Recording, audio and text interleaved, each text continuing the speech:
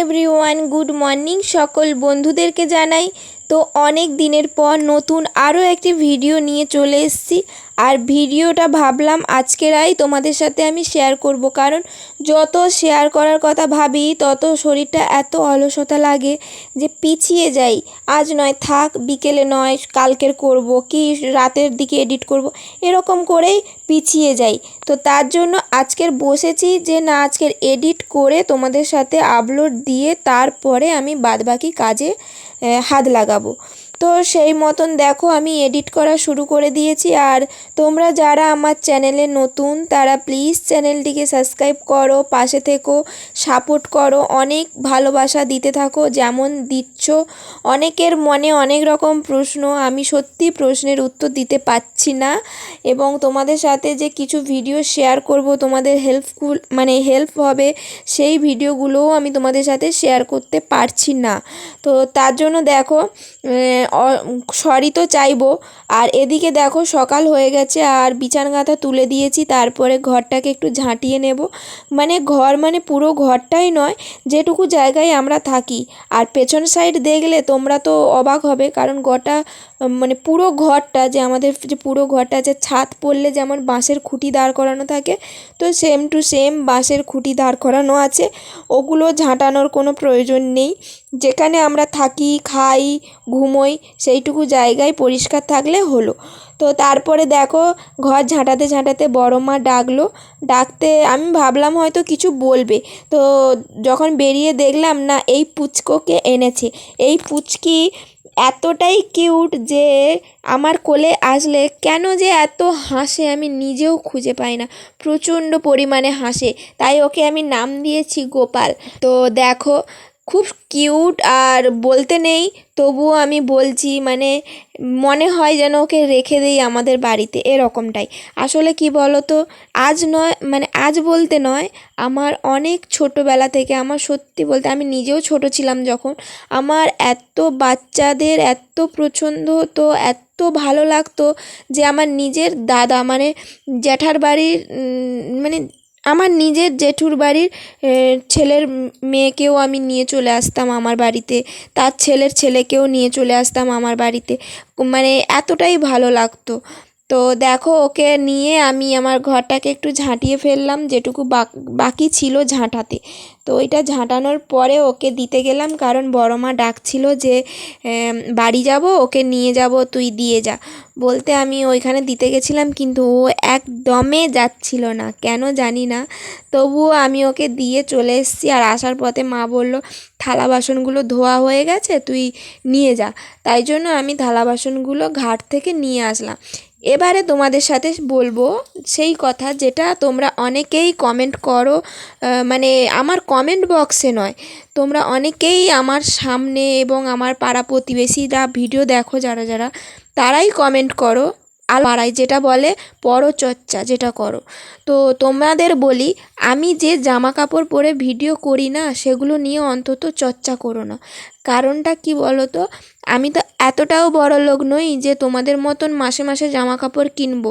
আমার যেমন আছি আমি তেমন থাকতে খুবই ভালোবাসি। তবে এইটুকু জানি যে আমি কোনো দিন নোংরা জিনিসপত্র পরি না, এটুকুই যথেষ্ট। কারণ যেটা পরি ধুয়ে পরি এবং ধোয়া জিনিসপত্র, ঠিক আছে। এবার যদি তোমরা কেউ বলো যে আমার জামা কাপড় এরকম ওই রকম, তো সেটা তোমাদের ব্যাপার, কিন্তু আমি জানি যে আমি কীরকম এবং আমার জামা কাপড়ও কীরকম। তবে কি বলো তো, হ্যাঁ হয়তো নতুন নতুন পরতে পারি না, কিন্তু পুরানো হলে কি হয়েছে, গায়ের তো আর অঙ্গ প্রত্যঙ্গ দেখিয়ে ভিডিও করছি না, তাই না। তো তোমরা কি এই ভিডিওতে কোনো কিছু লক্ষ্য করেছো? কিছুই লক্ষ্য করতে পারোনি। তাহলে তোমরা কি করে বলো যে একটা মেয়ের বা একটা বউর জামা কাপড় নিয়ে কথা বলতে? তোমরা যদি এতই জামা কাপড় নিয়ে কথা বলো, এতই সাজাগোজা নিয়ে কথা বলো, তাহলে আমার সাজাগোজার দায়িত্বটা তোমরাই নাও, এইটুকুই বলবো তোমাদেরকে। তাহলে আমার তো আরও ভালো হয় যে তোমরা যদি একটা জামা কাপড় কিনে দিয়ে যাও বা একটা সাজার জিনিস কিনে দিয়ে যাও, তাহলে আমি সাজতেও পারবো এবং জামা কাপড় পরতেও পারবো। তো তারপরে দেখো, যাই হোক ওই সমস্ত কথা বাদই দিলাম। এদিকে আমার কাজটা তো আমাকে করতেই হবে, তোমাদের চর্চায় না কান দিয়ে। তবে এটা আমার কানে এসেছে, সেই জন্য আমি তোমাদেরকে বললাম। আর তোমাদেরকে সামনে বলতে গেলে হয়তো জনে জনে বলতে হবে, তো তার জন্য আমি আমার ভিডিওতে বলে দিলাম যাতে তোমরা আমার ভিডিও দেখো, সেই জন্য বললাম। তো দেখো এদিকে আমার মানে আমাদের যে বাড়ির কল বসেছিল, তো কলে কিন্তু জল আসছিল না এতদিন। তো জল এই রিসেন্টলি জলটা ছেড়েছে, 1 মাস হতে যায়। তো ওইখানে কলের ধারে বসে দেখো আমি জামা কাপড়গুলো ভিজিয়ে দিচ্ছি, মা ধুয়ে দেবে। কারণ আমাকে ধুতে দেয় না আর ঘাটে নামতেও দেয় না। নামি না এমন না, নামি, দরকার পড়লে নামি, তবে নিজের সুবিধা মতন কাজ করার চেষ্টা করি। অযথা বেকার কাজগুলো করি না, যেগুলোতে আমার অসুবিধা হবে সেই সমস্ত কাজ একটুও করি না। কারণ যেখানে আমার অসুবিধা হবে সেখানে সেই সমস্ত কাজ করে আমার কোনো লাভও নেই। জানো তো, এটা আমার 9 মাসে পড়তে যায়। তো 9 মাসে এতটা কষ্ট হয় সেটা নিশ্চয়ই একটা প্রেগনেন্ট মহিলারাই ভালো করে বলতে পারবে। কিন্তু আমি কাউকে বোঝানোর চেষ্টাও করি না যে আমার এই কষ্ট হচ্ছে, ওই কষ্ট হচ্ছে। যখন অতিরিক্ত কিছু হয় তখন বসে থাকি কি ঘুরি, কিন্তু আদার্স সময় আমি কাউকে বুঝতেও দেই না যে আমার এই কষ্ট হচ্ছে, ওই কষ্ট হচ্ছে। আমার তো 9 মাসে পড়েই গেলাম। আমার ফ্যামিলির লোকেরা একদিন কই বলুক তো যে আমি ওদের কাছে কোনো রকমভাবে আমার কষ্টের কথা বলেছি? কখনোই বলিনি। কিন্তু কি বলো তো, নিজেকে সুবিধা মতন সব কিছুটাই করতে হয়েছে। এবার সব কিছু বললে তোমরা হয়তো অনেক কিছুই ভাববে, সংসারের অনেক কাজকর্ম, কিন্তু সত্যি বলতে সংসারের কোনো কিছুই আমি করি না। যেটুকুই করি সেটুকুই তোমাদের সাথে শেয়ার করি, আদার্স এর বাইরে কোনো কিছুই করি না। আর এখন দিনের বেলা রান্নাটা মা করে আর রাতে রান্নাটা আমি করি, কারণ সারাদিন উনিও তো কাজ করে, তাই রাতে নয়তো আমি রান্নাটা করি।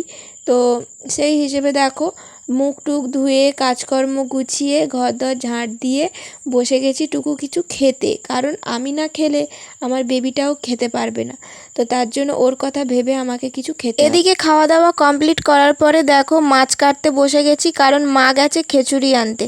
তো আমি ভাবলাম মা যখন গেছে খিচুড়ি আনতে, তো এইদিকে মাছটা আমি কুটে রাখি, তাহলে একটু সুবিধা হবে এবং তাড়াতাড়ি কাজকর্ম শেষও হবে। তারপরে আর কোনো ভিডিও তোমাদের সাথে শেয়ার করতে পারিনি, কারণ এতটা গরম পড়েছে যে সারাক্ষণ শুধু ফ্যান চালিয়েই বসে আছি। চান কমপ্লিট করে খেয়ে টেয়ে দিয়ে যখন এসেছি একটু ঘুমোবো বলে, তো তখনই বিছানার দিকে চোখ পড়লো যে এতগুলো জামা কাপড় যে ধুয়েছি ওগুলো তো আছে, ওগুলোকে তো ভাঁজ করে রাখতেই হবে। তাই জন্য দেখো ঝটপট করে ওগুলোকে ভাঁজ করে নিলাম, যাতে একটু আরামে শুতে পারি। আর এইখানে তো আরাম বলা ভুল, ঘুমোতেও গেলে কষ্ট, আর বসতে গেলেও কষ্ট, উঠতে গেলেও কষ্ট। আমি নিজে জানি না যে এখানে কেন এত ঘুমোতে কষ্ট হয় আমার, মানে সত্যি বলতে প্রচণ্ড কষ্ট হয়। এবার কাউকে যদি আমি বলি যে আমার এখানে ঘুমোতে কষ্ট হয়, তো সেটা কেউ হয়তো বিশ্বাস করবে না, হয়তো উল্টে বলবে যে আমরাও এর থেকে অনেক কষ্টে ছেলে মানুষ দিয়েছে, মানে সন্তান জন্ম দিয়েছি, এরকমটাই বলে। তো তার জন্য আর কাউকে কিছু বলি না, তো যেমন আছে তেমনটাই থাকার চেষ্টা। এদিকে দেখো তোমাদের সাথে বক বক করতে করতে আমার কিন্তু জামা কাপড় ভাঁজ করা হয়ে গেছে এবং ওষুধ খাওয়ার টাইমও হয়ে গেছে। হিসাব ছিল আমার 1 ঘন্টা পরে ওষুধ খাওয়া, মানে দুপুরে খাওয়া দাওয়া করার 1 ঘন্টা পরে ওষুধ খাওয়া। তো 1 ঘন্টা যদিও হয়নি, আধ ঘন্টা হয়েছে। তো আমি ওষুধটা খেয়ে নিচ্ছি, কারণ এর পরে আমার মনে থাকবে না, তাই জন্য আমি খেয়ে নিচ্ছি। আর এদিকে দেখো বাকি আছে শুধু গোছাতে ওই বালিশের কভারগুলো পরানো, তো ওগুলোও ধুয়েছিলাম, কারণ বাড়িতে অনুষ্ঠান। আর হ্যাঁ, তোমাদেরকে তো অনুষ্ঠান বলছি, কিন্তু কিসের অনুষ্ঠান বলো তো? ঠিক ধরেছো, আমার স্বাদের অনুষ্ঠান, 9 মাসের স্বাদের অনুষ্ঠান, যেটা আমার বাপের বাড়ি থেকে দেবে। আর 7 মাসে দেয় জানি, কিন্তু 7 মাসে তো আমার বাপের বাড়ি থেকে দিতে পারেনি, আমার ঠাকুমা মারা গেছিলো বলে, তার জন্য। তো তার জন্য আমাকে 9 মাসেই 7টা দেবে। এদিকে দেখো বিকেলবেলা একটু রেস্ট নেবো ভেবেছিলাম, তারপরে মা এসেছে, কারণ জ্বালানি আরও অনেক জিনিসপত্র দিতে, মানে সবজি হোক আর আনাজপত্র হোক, সমস্ত কিছু দিতে এসেছে আমাদের বাড়িতে, কারণ এগুলো তো লাগবে, সমস্ত কিছু বাপের বাড়ি থেকে দিতেই হবে। তো তার জন্য বাপের বাড়ি থেকে সমস্ত কিছু নিয়ে এসেছে। আর মা আজকে রেখে দিয়ে যাচ্ছে, মা কালকে সকাল সকাল চলে আসবে। আর অনুষ্ঠানটা হবে ঠিক 1 দিন পর। তো তোমরা ভিডিওটা দেখলেই বুঝতে পারবে, আর তোমাদের সাথে অবশ্যই শেয়ার করব। তবে আজকের মতন এইটুকু।